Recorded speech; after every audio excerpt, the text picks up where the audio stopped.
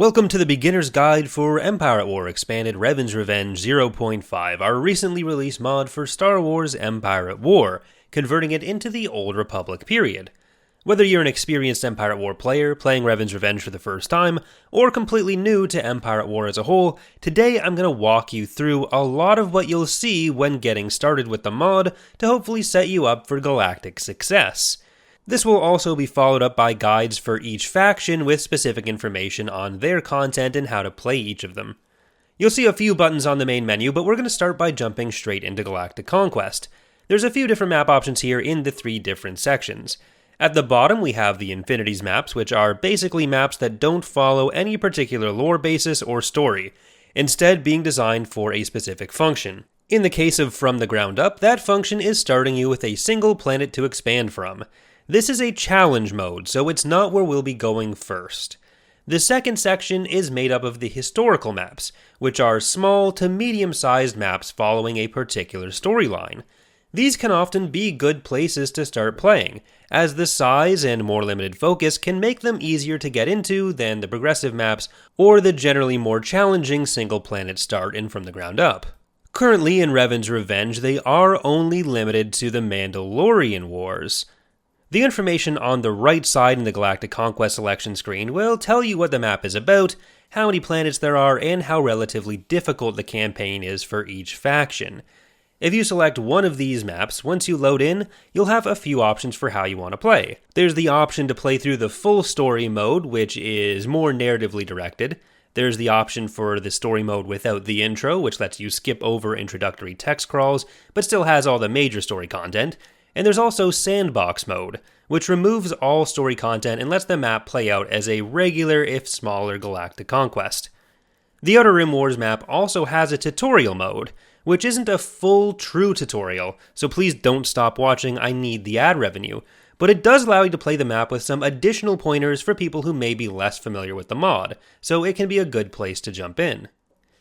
The biggest maps with the most content in the mod are the Progressive section, so named because they progress through different eras or time periods of the mod, though they have fewer story missions than the historical narrative campaigns. These cover as much of the galaxy as is reasonable, but they also allow you to choose which starting year you want to use. Using this slider, you can choose between 4 different starts: the earlier and late Mandalorian Wars, the early Jedi Civil War when Revan and Malak are leading the Sith, and the late Jedi Civil War after Revan is captured by the Republic, so the start of the Knights of the Old Republic RPG. Each map for each era is entirely different, and starting at different points can make it more or less likely that you'll see certain events, characters, and other content, so we recommend giving each a try. They are very different experiences. Make sure you select your faction first, or else your choice of starting year will revert to the default. Once in-game, there's a few things you'll notice. First, you'll usually get a speech by an important character in your faction, and a pop-up with some important information about your early goals or victory conditions. For example, starting in the early Mandalorian Wars as the Republic, you're also warned that once Mandalore is dead or Revan is killed, Revan and some other characters will join the Sith. It'll always be important to read things the game is telling you. This is how you'll get most of the information in the game, and it usually is enough to keep you on the right track. For a small amount of players based on their video settings, you may notice that this bar in the top left and the text in the corner overlap in weird ways. This just means you'll need to change your game resolution to either a 16:9 or a 4:3 resolution. But beyond that, we are going to stay focused on this top left corner, since it's where a lot of the most important information is located. The top bar itself is fairly simple. There's the amount of credits you have right now, the current population capacity you're using, which can be increased by either taking planets, building starbase levels, or building Golan colonies from the structure menu. It also shows how many cycles you are into the Galactic Conquest, and how far you are into the cycle, with one cycle lasting 40 seconds. And finally, you'll see how many credits you're making per cycle. We'll get back to that in a minute. The next rows are where you start getting more mod-specific information. First, it tells you the in-game year and month, with each month taking one cycle. Certain story events, tech unlocks, and so on are tied to either an era, basically the overall time period you're in, a month, or a year. So this is where you'll know how far away something is. If you look a little lower to the left, The Holocron button has a list of all unlocks and events per faction with any year requirements or other triggers, so make sure you check there if you're waiting for something specific. This line also has the difficulty you're set to. Even some experienced players in Empire War aren't aware that if you're already in game and you either want to raise or lower the difficulty, you just need to open the game options menu and you can change the difficulty while the game is already ongoing. But in the Empire War Expanded mods, we have 3 extra difficulty levels if you want a bigger challenge. To use these with a planet selection, click on the cog icon on the left side. From here, you're able to turn Cruel AI on or off. This mode gives the AI additional production bonuses, generally in line with what you'd get on harder difficulties in other mods. So we basically just have slightly more graduated systems for difficulty, and more ways to adjust. We have it split among 6 difficulty levels rather than 3. The cog options menu also has some other optional content. Right now, for example, you can set the color of Revan's lightsaber. If you're playing beyond 0.5, there may be some other things. I can't see the future though, so what do I know? I can't even tell if you're about to like this video and subscribe for more. Moving on to the next section in the top left, we have infrastructure and resources. Infrastructure is basically an anti-snowball mechanic, but it's fundamentally pretty simple. Most buildings you build, anything that fills a slot on the UI will increase your infrastructure, while every empty slot you see on the Galactic level will decrease it. A planet with 5 open slots in space, but 5 built slots on ground will have net zero effect on your infrastructure. If all 10 are built, it'll be plus 10, and if all 10 are empty, it'll be minus 10. There are 2 direct ways this can impact you. If you have a negative infrastructure score, prices will be doubled on almost everything, as your supply lines have not been sufficiently set up to supply your planets and fleets. If it drops below minus 30, the price jumps up to 200% higher, while the build time also starts to increase. So when you're planning your campaigns, make sure you are still building structures to support your conquests. On the flip side, if you have over 95% of your slots filled, you'll get a 10% build time and build cost bonus on all of your planets. Shipyards in space provide infrastructure when built, while not removing it when they aren't built. And on ground, there's a building called Local Development, which adds an extra point of infrastructure, so both of those can help avoid overextension. Next, we have ship crews. Crews are a resource like credits which you can use in the construction of space units. Ships cost both crew and credits, so if you see a ship that is grayed out on the build bar, but you have enough population capacity and credits to build it, this is likely why. This line will show you both the crew you have now and how much you're making per week. Crews are gained from specific structures like crew academies, marked with green icons on the build bar on ground, or the purple iconed Golan colonies in space, which also increase your overall population capacity. Most economic structures in the mod will have color-coded icons with little pips helping to show what they do at a glance. Yellow with a credit icon relates to credits. The bluish-gray one with the cog relates to build speed, and so on. We'll address more as we go. Some specific planets have special build options like cloning tanks, which impact production by speeding up infantry training, but also significantly increase crew production at that planet. If you look at the tooltip for these structures or any other, there will be a list of capabilities telling you exactly what they do, and if they have a weekly cost. So the cloning tanks add a lot of crew, but they also cost 300 credits per week. Crew will also increase on a weekly basis based on the level of influence you have on your planets. Planets can have between 1 and 10 loyalty to the faction controlling them, primarily based on what's built there, indicated by a bar beside the planet, but also showing directly in planet information when selected. Taxing planets, for example, is how you increase your credits, doubling the income on planets where they're built, but each tax agency will lower influence by 2. So in order to get your economy rolling, you'll usually want to build 1 tax agency on most planets, but if you build more than that, they'll start to be unhappy with you and they'll head towards a revolt. If you get 1, 2, or 3 influence on a planet, there's a chance they will grow unrest, indicated by a red fist icon next to them on the galactic map. And if there are 3 stacks of unrest, the planet will revolt the following week. Forced labor camps may speed up production, but they'll also make that planet less happy, so it can be a good idea to forego taxation on your primary shipyards and put labor camps there to improve production, for example. If you completely fill the ground or space slots, including secondary structures in space, so having a construction, economic, and defense structure, will also each increase influence by 1. So if a planet is completely full, you can safely have an extra tax agency or labor camp.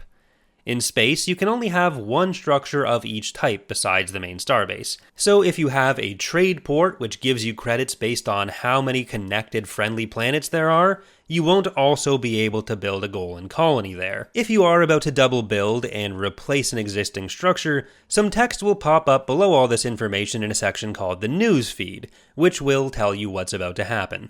This news feed, on top of all the information we've been talking about already, is a great way to track exactly what's going on in the galaxy, including incoming attack warnings, hero deaths, and more. To see every factor influencing influence, there's another helpful button on the left side of the screen showing every factor impacting it and every bonus it has. Some worlds, when made loyal enough, will even give access to unique influence units. These are currently a bit less common in Revan's Revenge because we are only on the first release, so there's less content to go around, but there are still some examples of it. The final important part of your economy in the top left we'll talk about is ship upkeep. Every ship costs 2% of its construction cost to maintain per week. The total amount you're spending on upkeep per week is shown in this line, with your net income shown right after. This is how much your current income will increase by per week, as opposed to just the income number at the top right of the top bar, which is done pre-upkeep. This is part of a game limitation we're hoping we can work around thanks to some recent changes to the game itself, since it can definitely be a bit confusing that these two numbers exist. But the number in this line is the main one you'll want to worry about. The one at the top, if you hover over it, will give you a breakdown of your income sources, which is why we haven't just completely removed that one. And again, for this and basically every other mechanic in the mod, there are several in-game guides using the buttons on the left side of the screen, which can give you a ton of extra information, depending on how much you care to learn the specifics. But once you're in-game like this, the first thing you're actually going to want to do is turn on the planetary information with this button just above the minimap. This will show you the planet income, open and filled ground-based slots on a planet, the star-base level, and finally a number beside the star-base level, which is the shipyard level. Each planet in the mod can build either a light frigate, heavy frigate, capital, or dreadnought shipyard, determining the upper limit on what size of ships they're able to build. And this is the upper limit, so each level can still build ships from the prior level. This will also show you any ability icons for unique capabilities of the world. For example, here on Rendili, there's a minecart, which indicates a mining facility can be built there. You can hover over these icons to see what each thing does. When you have a planet selected, there are 5 build menus to look through. Ground, which has all ground units and structures. The political options menu, which we'll get to in a minute. Space structures, which includes all star bases and secondary defense, economic, and construction structures, as well as your deployable spy units. And then the frigate and capital ship tabs, splitting your roster into ships available from level 1 and 2 shipyards and level 3 and 4 shipyards.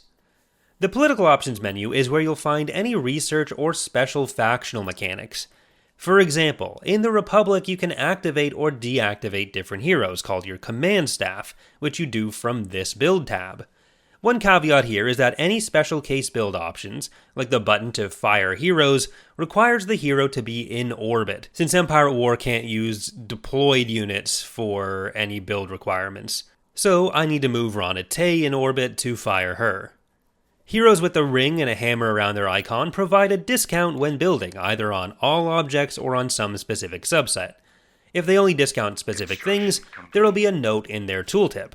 The discount they provide is scaled by how high their position is, so senators give less of a discount than the Supreme Chancellor.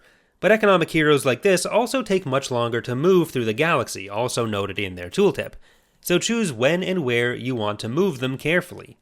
So, for example, you might want to keep these heroes either in a cluster of planets that you want to upgrade all at once, or you'll want to move them between 1 or 2 main shipbuilding facilities that you have. So a planet with a capital or dreadnought shipyard level, like we have with Senator Delco on Rendili here. When deciding to build ships, take a look at what their capabilities and stats are. Building a fleet solely out of the biggest thing possible may involve less clicking, but it's not really optimal. You'll want to cover different sizes, roles, armor classes, and so on. Each ship will tell you its crew cost, pop cap cost, credit cost, and the active abilities on the top of its unit card. Then you have a section with some fluff or lore text, which is more for fun than actual gameplay information, but after that they'll have stats and capabilities. The hull and shield sections are the number of hit points the unit has, with a second number in the shield category being the recharge rate for the shields. This number is how many shield points it regains every tick, which is every 3 seconds. The category after these numbers are the shield or armor type. This impacts how much damage different weapons will do against them, usually with heavier armor blocking more. There's a second thing that this is usually but not always related to, the ship category, which impacts how difficult it is to hit them. Sometimes a ship will be in the capital category, something that we don't document in the tooltip, but it'll have a slightly heavier or weaker armor type. This is fairly rare. But on top of increased or decreased damage mitigation, this ship class also determines how difficult it is to hit a ship, beyond just being naturally bigger targets. So capitals may mitigate more damage, but they're also going to be easier to hit, and this can be very important for some weapon types. We'll skip over the fighter line for a minute, and we'll jump straight to the weapon types on a ship. So the Swiftsure here has 6 different weapon types. Each line has a few pieces of information on it. The first is how many hard points of that type the ship has, then you have the weapon grade. Lighter weapons, for example light turbo lasers or light ion cannons, have lower damage and lower firing range, but are significantly more accurate, especially against smaller targets. Each weapon type has a different accuracy against corvettes, frigates, fighters, and so on. Heavy weapons have longer ranges and hit harder, but they will struggle against smaller targets, so they're great at assaulting either structures or capital ships and especially battlecruisers from afar, but they are not what you want to use to take on a fighter-heavy fleet or even a frigate-heavy fleet. Some weapons, particularly turbo lasers, and ion cannons, can come as dual, triple, quad, or other configurations. This means shots are grouped, so damage is proportionally higher based on how many there are. An octuple will do 8 times as much damage as a single shot. But then you have the number of salvos per burst. So in this example, a medium dual turbo laser will fire 1 dual shot before recharging, the recharge time being the next value, 5 seconds, so 1 dual medium turbo laser shot every 5 seconds. The final value is the weapon's max range. So this is how far they can shoot, but keep in mind that closer will mean more accuracy. To talk about the fighter line, let's jump over to the axe head on the other build menu, since it has both fighters and bombers. We don't list the specific type of bomber or fighter in tooltip, since that can vary by time period or situation, but you do see how many total the ship has. So this means the axe head, as a dedicated carrier, starts the battle deploying 1 fighter squadron and 2/3 of a bomber squadron, meaning 8 bombers. There's 1 fighter squadron in reserve, so if the original fighters get destroyed, they can be replaced once, while if the bombers get destroyed, only 4 will get replaced. In this particular case, though the card doesn't note it because it's a bit too granular, the bomber squads are actually broken up into 2 squadrons of 4 fighters, so they're each 1/3 of a squad. In the abilities, capabilities, and bonuses section, on top of any active abilities like the Swiftssure's missile jamming and the Axehead's power to engines being on top of the card, you'll see other things the ship can do. For the Axehead, because it has turbo lasers and carries bombers, it can use orbital bombardments and bombing runs when in orbit over a planet in a ground battle. If we look at the Coruscant and the pair of Heraclons here, we'll see some different capabilities. Because the Coruscant has rapid lasers, it can shoot down incoming missiles called point defense, making them great against not just bombers but also capital ships which rely heavily on missiles, something the Mandalorians have a lot of. So you'll want to tailor the ships you're bringing to the faction you're fighting in many cases. The numbers here work like the weapon numbers, indicating how many shots there are, recharge time, and the firing range. Since the missiles are harder to hit, these ranges are typically smaller. The Heraclon mine layer here is an interdictor, as indicated by the little hand icon, meaning it can deploy interdiction mines in battle to prevent enemy retreats. The other type of Heraclon is a tender, indicated by the green plus sign. Fleet tenders are healers, able to repair allied ships in battle, which is especially good when dealing with ships that are too small to have targetable hardpoints, since you can repair their entire hull point pool, but when it comes to ships that have targetable hardpoints, once a hardpoint is destroyed, it can no longer be repaired. As the Heraclon indicates, it can repair 25 points of damage every 2 seconds within a range of 700 meters. One other type of unit we'll look at on the Galactic level are our command heroes. If we zoom in on Noma Somos here, we can see a few extra bits of information compared to other units. Right in the middle, we can see what type of flagship she has, in this case a Swiftsure. but at the bottom it notes she has other possible flagship types. More importantly though, at the top you can see the tiers and traits of the hero. Command tiers are, with a few modifiers, based on how highly placed the hero is in your faction's command structure and how competent they are. Tiers provide a 3% bonus per level to stats like damage, defense, speed, and so at tier 6, Somos is giving an 18% bonus across multiple categories. She also has a second trait called Partisan Suppressor, which prevents local partisans from fighting in a battle when they're deployed, so either taking part in the battle or even just stationed in orbit over the planet. A full breakdown on different tiers, stats, traits, and even weapon effects can be found, you guessed it, in the guides on the left side of the screen. All of this information should help you plan your fleets, especially based on what you expect to go up against, so let's jump into a battle and talk about that a bit more. If you're going up against capital ships, units with a lot of bombers will be very helpful, since capital ships are more vulnerable to bomber munitions, and depending on their loadout, they may or may not be able to respond to fighter attacks at all. Something like the Mandalorian Kiramud, being full of heavier weapons, can't respond to that. But the Swiftsure, despite its size and technical vulnerability to bomber munitions, does have missile redirection and a lot of lighter grade turbo lasers or even laser cannons, which are purpose-built to go against fighters. The Axehead is a carrier while also having heavy weapons and being relatively fragile, all of which mean you want to keep it further back in a battle. For our point defense units, when protecting against bombers, it can sometimes make more sense to keep them a bit further back, even if that means the bombers will get a free runoff. But when dealing with ships and missiles, you'll want to bring them further forward to intercept more missiles on their way into your ships. If you want to play more with fleet positioning and different fleet comps, we have a tool in the mod for that called Instant Action. This allows you to spawn in whatever ships you want for whatever side and play out battles. I'll cover it in a separate guide so this doesn't go on too long, but I should note that this is much better for testing fleet compositions than doing 1v1 ship testing to decide which is just flat out better or something. There's so many stats to ships that rely on how they perform in a fleet, so finding out that ship A beats ship B in a straight out battle doesn't really tell you all that much. There's a lot of factors that can confound that. Either way, I hope you've found this video informative as you start your conquest in Revan's Revenge. Hope you're enjoying the mod as well. Thank you for watching, and I hope to see you next time.